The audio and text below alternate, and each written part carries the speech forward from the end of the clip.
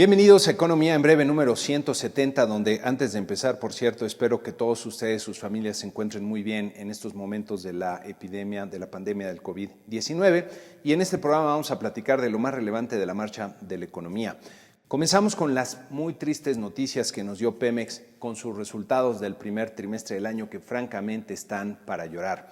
Pemex registró una pérdida de 562 mil millones de pesos que, como pueden ver en esta gráfica, superó en un trimestre las pérdidas de todos los años anteriores, con excepción del 2017. En la parte inferior, por cierto, de la gráfica pueden ver los precios promedios de la mezcla mexicana de petróleo para estos años y el último precio publicado por Pemex en el 2020 de $12.50 por barril. Para dimensionar el tamaño de la pérdida del trimestre, si tomamos, por ejemplo, el salario medio de cotización del IMSS, con ese dinero podría darse trabajo por todo un año a 3.9 millones de personas. En este siguiente cuadro extraído del reporte de Pemex puede verse una pérdida cambiaria por 469 mil millones de pesos debido a la fuerte depreciación del tipo de cambio en este periodo.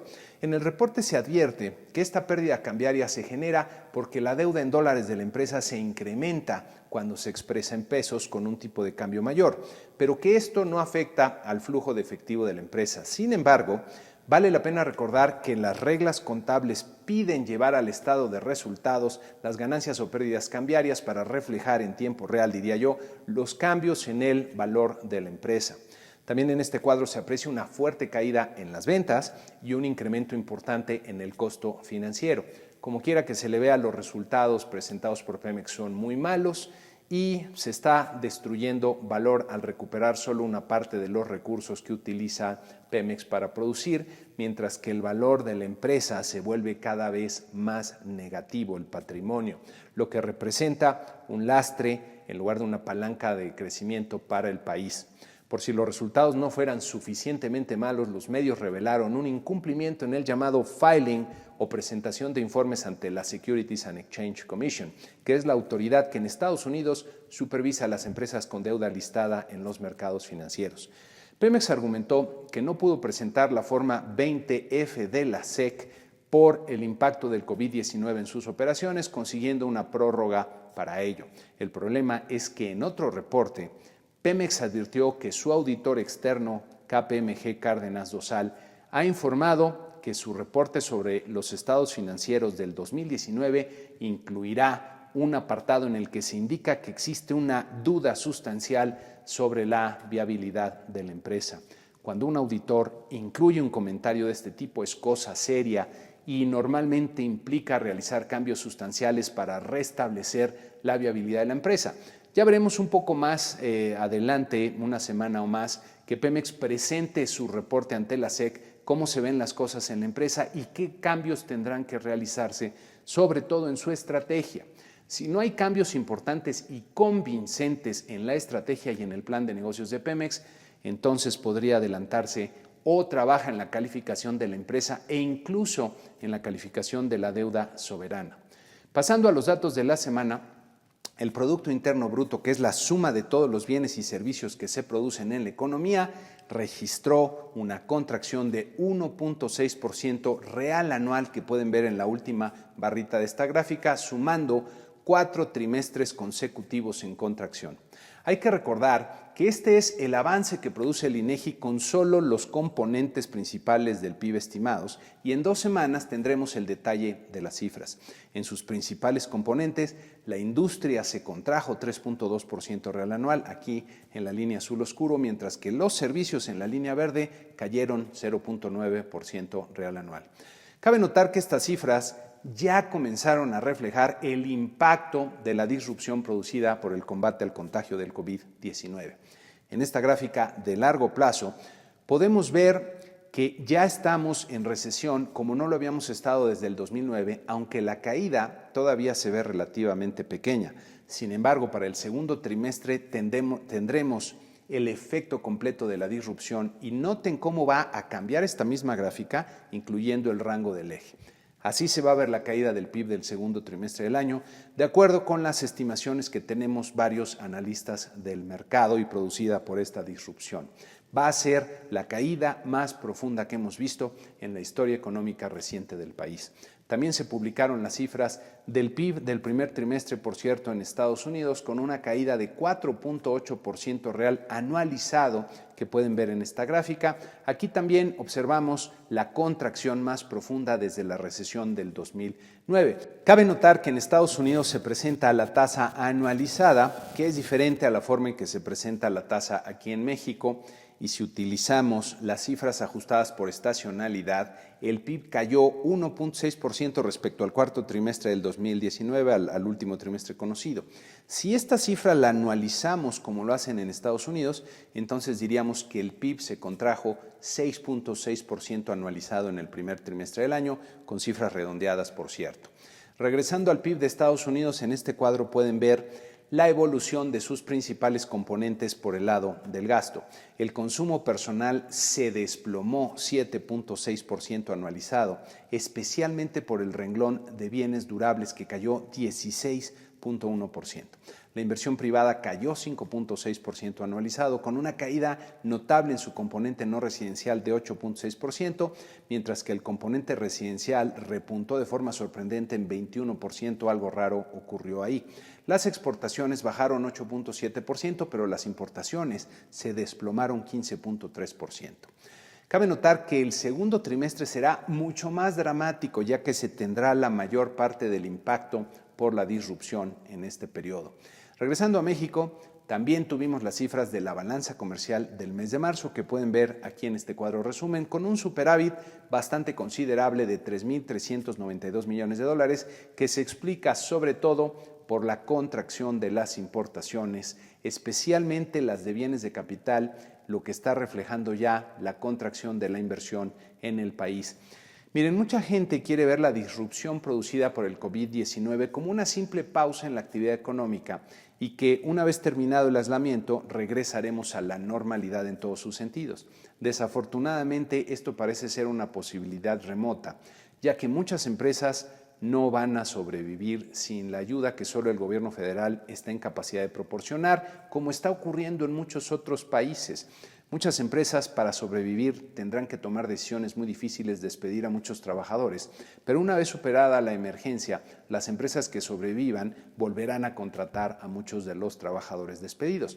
Pero los empleos de las empresas que no sobrevivan se van a perder de forma definitiva y solo se irán creando nuevos empleos con las nuevas inversiones de nuevas empresas. Pero si esta inversión no llega porque no se tienen las condiciones para ello, entonces la recuperación del empleo y de la actividad económica tardará pues mucho más tiempo, posiblemente varios años. En esta siguiente gráfica pueden ver cómo se ha abierto la diferencia entre nuestras exportaciones e importaciones, que se explica por la caída de la demanda en México, de la inversión y del consumo, que pueden ver, por cierto, en esta siguiente gráfica, reflejadas estas caídas en las importaciones de bienes de consumo y de bienes de capital. Por cierto, las exportaciones manufactureras se mantuvieron creciendo a una tasa positiva, lo que obedece, creo yo, a la mayor integración económica que tenemos con Estados Unidos, que requiere muchos de nuestros productos. En este sentido, trascendió en los medios una carta que varios senadores estadounidenses enviaron al secretario de Estado Mike Pompeo para que pida a México definir el proceso de reapertura de muchas empresas que consideran esenciales para muchas de sus industrias, incluyendo algunas que tienen que ver con temas de seguridad nacional. También tuvimos las cifras en México de la actividad financiera del mes de marzo, con un comportamiento bastante peculiar, ya que tanto la captación como el financiamiento repuntaron de forma muy significativa. Por el lado de la captación, los depósitos a la vista crecieron 12.8% real anual, como vemos aquí en la línea roja, mientras que a plazo crecieron 6.2% en la línea azul.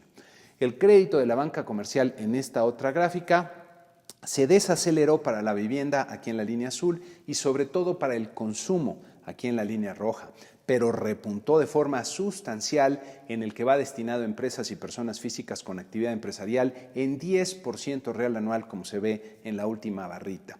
Destacó el crecimiento al interior de este componente de 29.6% real en el crédito a empresas del sector hoteles y restaurantes.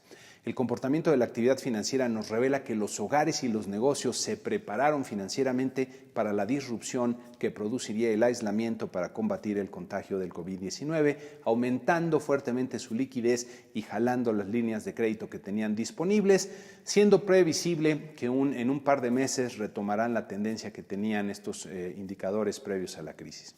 En esta gráfica podemos ver la evolución de la cartera vencida como proporción de la cartera total en los últimos años, observándose diferencias relevantes entre la correspondiente a empresas, aquí en la línea azul, que se mantiene bastante estable, y a hogares en la línea café, que comienza a mostrar una leve tendencia ascendente, aunque en ambos casos están en niveles bastante bajos.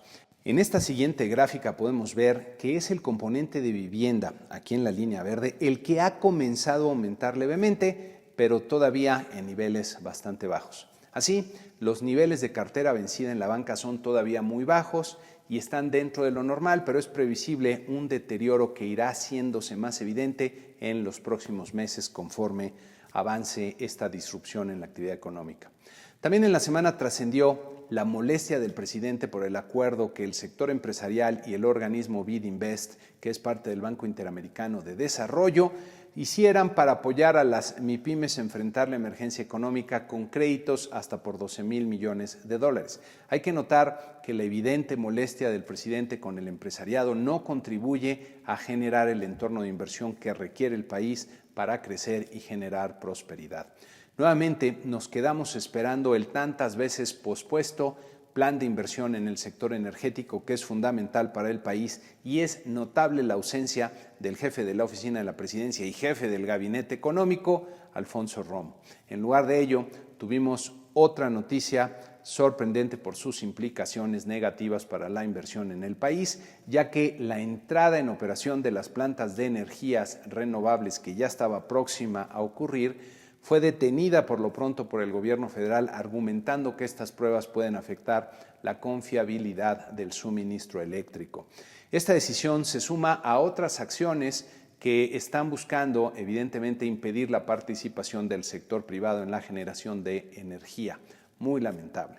Por otro lado, en Estados Unidos, el presidente de la Reserva Federal, Jerome Powell, advirtió en su conferencia de prensa que a la economía le espera un duro camino, la conferencia que sigue a la decisión de política monetaria. El comunicado de su decisión comienza por reiterar el compromiso a usar el rango completo de sus instrumentos para apoyar a la economía en estos tiempos difíciles. Las tasas de interés se quedaron sin cambio, prácticamente en cero, advirtiendo que se mantendrán bajas por un buen tiempo hasta que la economía recupere una mejor forma, bastante en línea con lo que se estaba esperando.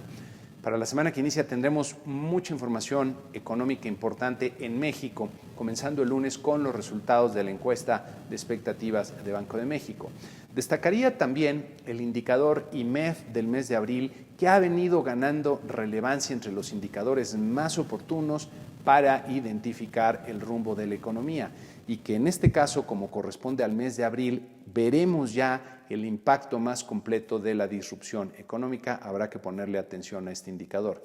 También destacaría, por ser de abril, las cifras de la industria automotriz, que seguramente presentarán niveles inéditos y dramáticos. En Estados Unidos tendremos el índice ISM del sector no manufacturero de abril, pero la atención recaerá en el reporte de empleo del mes de abril, para el que se anticipa una pérdida terrible de empleos no agrícolas, en promedio del consenso del mercado 21 millones, pero con un rango que llega hasta los 28 millones de empleos no agrícolas perdidos. Y con esto concluimos este programa número 170 de Economía en Breve, con la invitación usual a que se suscriban al canal. Por cierto, aquí tienen un correo si me quieren enviar algún comentario respecto a cómo mejorar el programa, alguna sugerencia, alguna recomendación adicional. Todo el feedback, toda la retroalimentación será muy bien recibida. Los invito también a que, si el comentario les pareció útil, les gustó, le den like, y desde luego a que lo compartan entre aquellos a los cuales también les puede ser de utilidad. Muchas gracias y muy buena semana.